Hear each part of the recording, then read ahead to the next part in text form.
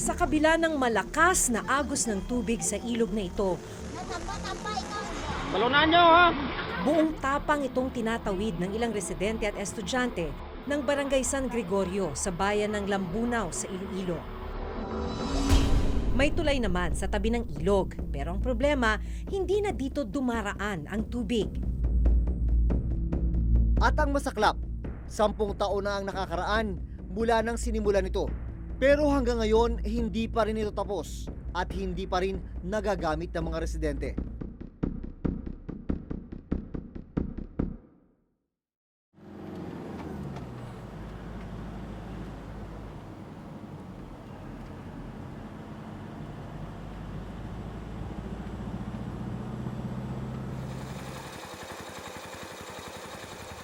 Alas 3:30 na ng madaling araw, paalis na kami.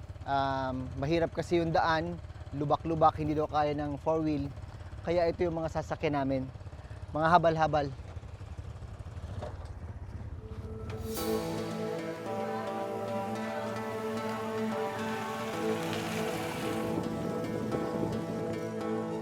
Maliban sa malubak na daan, kinailangan naming tawinin ang ilog para makarating sa kabilang barangay ng San Gregorio.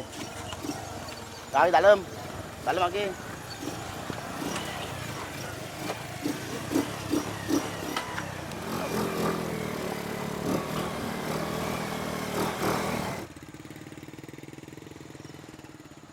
Ito yung dahilan kung bakit habal-habal lang ang nakakadaan dito. Ito, tubig sa ilog.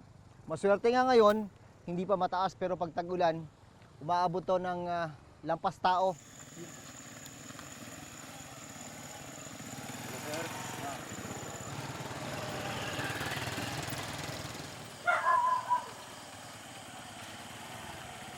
Makalipas ang kalahating oras,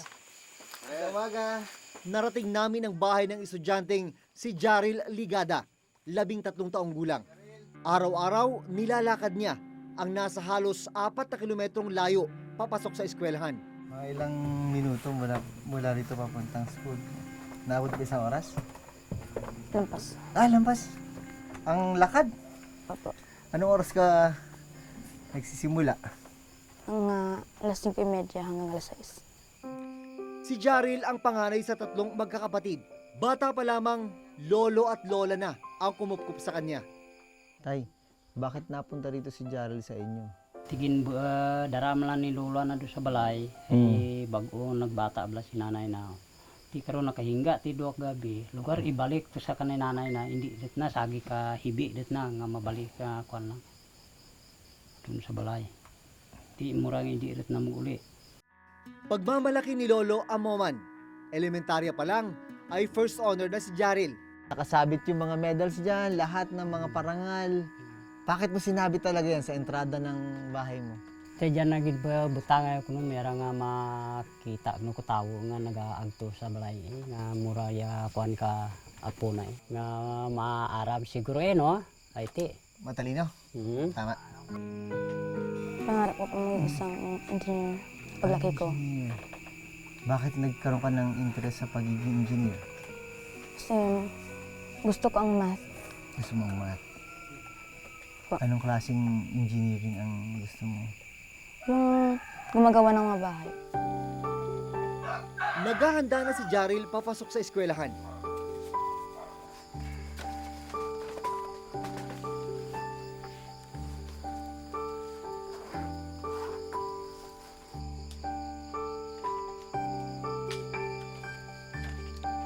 Delikado maglakad dito. Wala kang flashlight. Okay. Minsan pa naglalakad ka, hindi ka ba natitibo na susugat yung paa mo? Minsan naman po susugatan. Pag tag-ulan, mas mahirap, mas mabagal. Mas mahirap po. Para makaabot sa pagsisimula ng klase ng alas 7, naglalaan si Jaril ng 1.5 oras para sa paglalakad. Anong nagbibigay sa'yo ng inspirasyon? Ang aking mga pamilya po. Pamilya ko po, mga magulang at kapatid. Ano bang balak mo sa kanila pag nakatapos ka na? Pag papaaralin ko po sila hanggang makatapos po sila sa pag-aaral.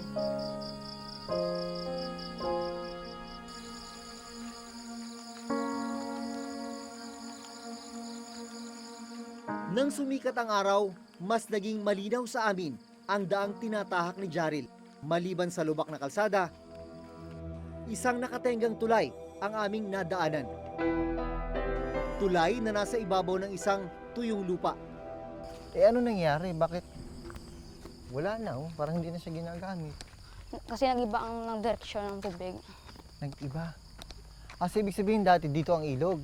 Opo. Yan yung ilalim na yan. Opo. Hindi rin siya tapos pala.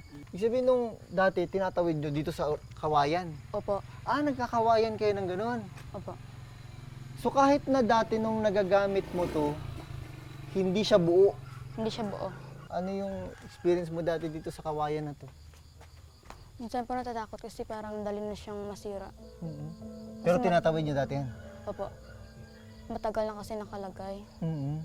Eh natakot kami baka mabali Baka mabali. at mahulog kami. Ayon kay Jaril, noon daw ay may dumadaloy na ilog sa pwesto ng tulay. Mahigit 10 taon nang nakatenga ang tulay na ito. Hindi napapakinabangan ng mga residente. Pero may silbi pa rin naman. Yun nga lang, ginagawa na lang bilaran ng palay. Ayon sa kapitan ng barangay San Gregorio, taong 2008 pa nang simula ng pagtatayo ng tulay. Pero patigil-tigil daw ang paggawa nito. Yung budget namin, sabi ng engineer, hindi kasya ng 2.2 yung patapos yung tulay. Kasi steel plate, ma'am. Sana kung natapos, malaking tulong sa amin dito sa San Gregorio. Noong panahon na ginagawa ang tulay na ito, sabi ng mga residente, mabagal daw talaga yung gawa, pautik-utik yung pagdating ng mga materyales, steel plating, steel railing, hindi agad nagamit ng mga residente. Kaya sila na yung gumawa ng paraan, partikular ng barangay, naglagay ng kawayan para matawiran ng mga tao. Ilang metro lang ang layo mula sa hindi natapos na tulay. Makikita ang ilog na itinuro ni Jaril na lumihis ng daluyan. Ito ang kailangan nilang tawirin papasok ng paaralan.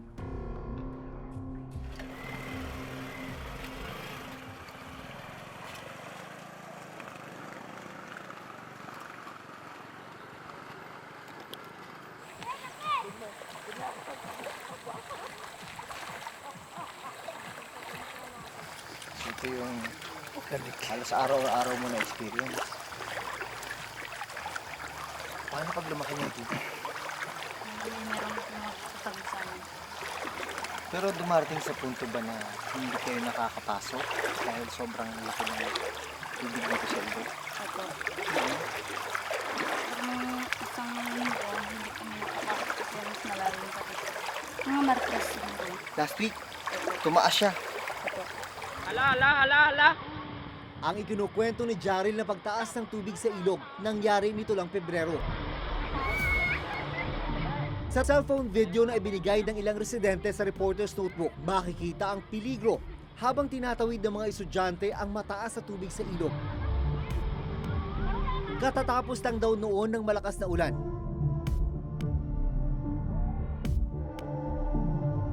Ang mag-amang ito, nagpadala na lang sa mataas na agos, makatawid lang sa kabilang bahagi ng ilog.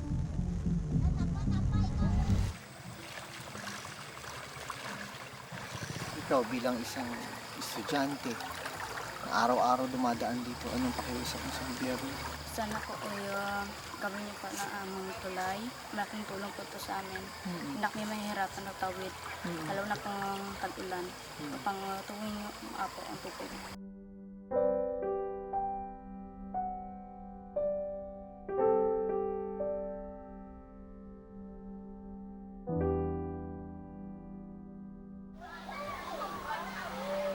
Bandang alas 7 ng umaga nang makarating sa kanilang eskwelahan si Jaril. Hindi ba napapagod? Minsan napapagod. Pero kailangan Kailangan talagang mag-aral. napakaganda niya. Patuloy mo dapat yun. First honor ka madalas, no? Ayon sa kasalukuyang alkalde ng bayan ng Lambunaw, ang pagkalihis ng tubig sa ilog ang isa sa mga dahilan kaya nahinto ang konstruksyon ng tulay. Ang kanyang ama na dating alkalde ng Lambunaw ang siyang nagpatayo ng tulay. Sa information based sa municipal engineer, naitayo yung bridge 10 years ago, noong 2008. Pero it was never finished. Tapos noong 2008 din, nung dumating yung Bagyong Frank, yung direction ng ilog nagbago. So, andun na siya ngayon sa tabi ng original na bridge. Kaya in part, it rendered the original bridge useless. Pero ang hinaing ng mga residente, kahit nung dito pa dumadaan ang ilog, hindi pa rin natapos ang paggawa ng tulay sa San Gregorio. Sa information na binigay sa akin, yung previous administration, there were also efforts to solicit funds for the completion of the bridge. Now, hindi ko lang alam kung bakit hindi na kumpleto yon. Sinubukan naming alamin sa lokal na pamahalaan ng Lambunaw ang impormasyon kung magkano ang ginastos para sa pagpapatayo ng nakatenggang tulay sa San Gregorio. Pero sa text message na aming natanggap mula sa alkalde ng Lambunaw, hindi pa mahanap ang lumang file ng tulay. Gayunman, nakuha namin sa munisipyo ang Statement of Expenditures na nagpapakitang naglabas ng 2.1 million pesos para sa rehabilitasyon ng tulay noong 2015. Pero malinaw, hindi pa rin ito natapos. Sa information na binigay ng engineer, kasi this was so long ago, nagamit naman yung pondo, pero hindi lang talaga enough. So, it was possible na mali yung projection ng cost for the bridge. Muling naglaan ng pondo ang probinsya para sa pagpapatuloy ng konstruksyon ng tulay ngayong taon. Posible raw kasi na muli itong maging daluyan ng ilog. The municipio of Lambunaw wrote a letter to the governor last January 29 requesting for 810,000 pesos for the completion of that bridge. The governor granted them their request and gave 600,000 pesos. Samantala, 2 proyekto pa ang nakaplanong itayo sa ibabaw ng ilog sa San Gregorio, patawid sa kabilang barangay ng Kaningwan. They requested for the construction of that hanging bridge. And then they have another option, the overflow project. No? These are put in different locations, not in the same spot. Hanggat nananatiling plano ang mga proyekto at malaking pondo ang nasasayang sa hindi mapakinabagang tulay, hindi maiiwasan ng katulad ni Mang Amoman ang mag-alala para sa kanyang apo na si Jaril. So nandun yung kaba. Kinakabahan ka madalas. Ti di, pagkadurong kabataan mo, ti kung hindi mo kuan tuloy mo itong iba, basi kung madarasan dabla ka tubig kung magkuan na. Mura ang ginakuan na mo, basta magbaha lang, ginaagtunan, ginatuya kagbantayan. Bisan nga gabi din, ipabiyaan na kung hindi makatabok tanan kabataan nga nagakuan. Umaasa si Jaril na may maayos sa tulay na silang matatawiran bago pa muling dumating ang tag-ulan. Sinasalamin ng tulay na ito kina Jaril ang mas malawak na problema sa iba pang infrastruktura sa bansa. Mga proyektong pinondohan pero hindi pa rin natapos, nakatiwangwang at hindi lubusang nagagamit ng mamamayan. Ayon sa dokumento mula sa DPWH, ang contract amount ng proyektong ito ay mahigit 140 million pesos. Tapos, sinasabi rin dito na yung actual accomplishment ay halos 50% na. Ganito po bang itsura nung halos 50% na natapos?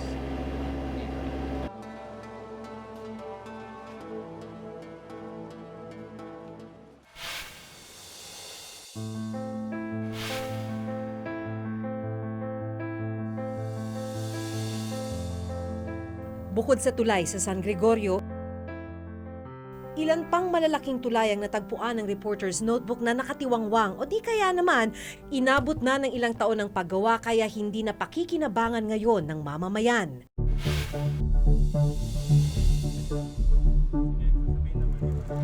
Dito sa lalawigan ng Northern Samar, tinungo namin ang Katarman Bridge, isang tulay na halos 3 taon nang itinatayo.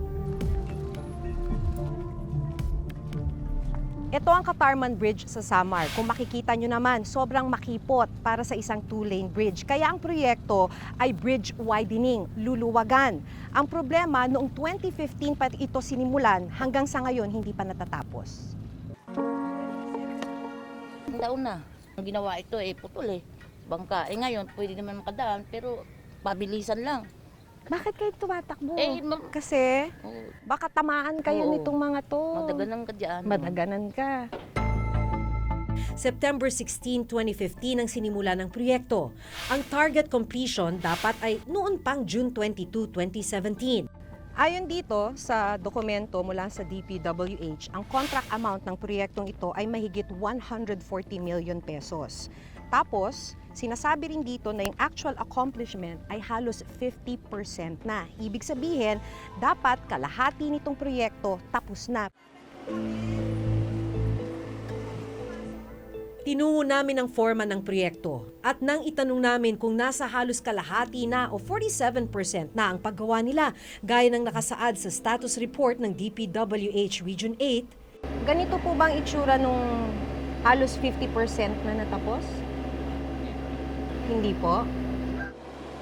Tuloy-tuloy naman ang trabaho namin kasi ang trabaho namin sa ilalim lang pa, wala pa sa ibabaw. Pag natapos yung ilalim, dahil 5 butas na lang naman ito, sa taas na kami. sa status report na nakuha namin sa DPWH Region 8, nakasaad na humiling ng karagdagang 120 calendar days ang kontraktor para matapos ang tulay. Ang dahilan nila ay ang obstruction of utilities, partikular ng water pipelines na nakakabit sa tulay. Inilipat pa raw nila mga pipeline bago muling simulan ang tulay. Idinulog na rin namin sa DPWH National Office ang daing ng ilang residente ng Katarman tungkol sa napakatagal na paggawa ng tulay. Ang pinapangako naman namin sa mga contractors namin is that we give them due process. Explain to us why there has been a delay. Will you be able to catch up? Then doon tayo magano. Ayaw naman namin to be abrupt with all these penalties. Kung ang tulay sa Katarman hindi matapos-tapos,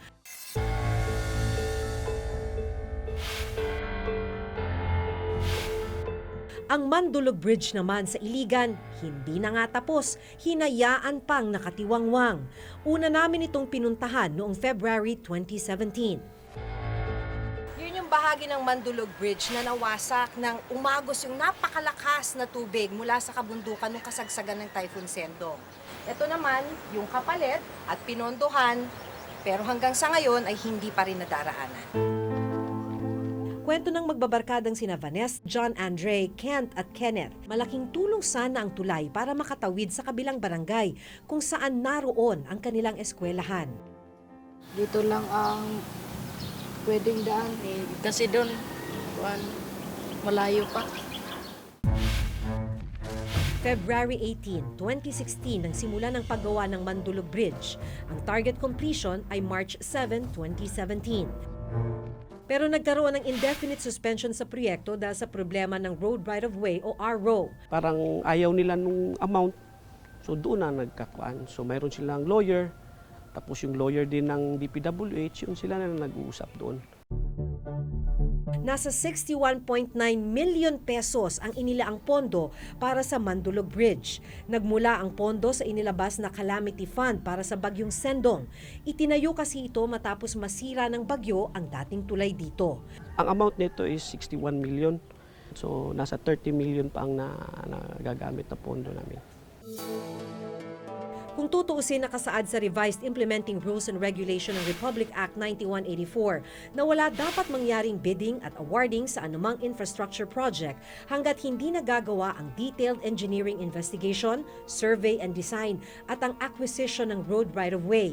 Ang tanong, bakit hindi ito nasunod bago pa man simulan ang Mandulog at Katarman Bridge? Sa bawat project ng gobyerno, bago ka mag-umpisa ng isang proyekto, kailangan naayos mo na yung right-of-way na dadaanan ng project, yung tatamaan ng tulay o ng kalye, no, na may pag-aari ay mga private individuals, magkakaroon ng expropriation doon, no, right of eminent domain. Unahin muna na tanggalin lahat ng obstruction para pag ginawa mo yung project, tuloy-tuloy na. Meron tayong right-of-way acquisition component kasi, and we also accord them due process. We invoke the right of eminent domain. Sa DPWH, once we've acquired the right of way for that particular project, We implement even 24/7. Sa datos ng DPWH sa kondisyon ng mga tulay sa buong bansa noong 2016, mahigit 700 tulay ang nasa ilalim ng kategoryang poor. Nasa 263 naman ang bilang ng mga tulay na nasa bad condition. DPWH has transitioned all its information doon sa aming InfraTrack system. Ang InfraTrack system namin ngayon, it automates everything and geographically tagged na siya. And ginagamit na namin siya even for financial disbursement. So hindi ka na pwede ngayong maningil sa gobyerno nang hindi mo pinapakita yung physical accomplishment mo.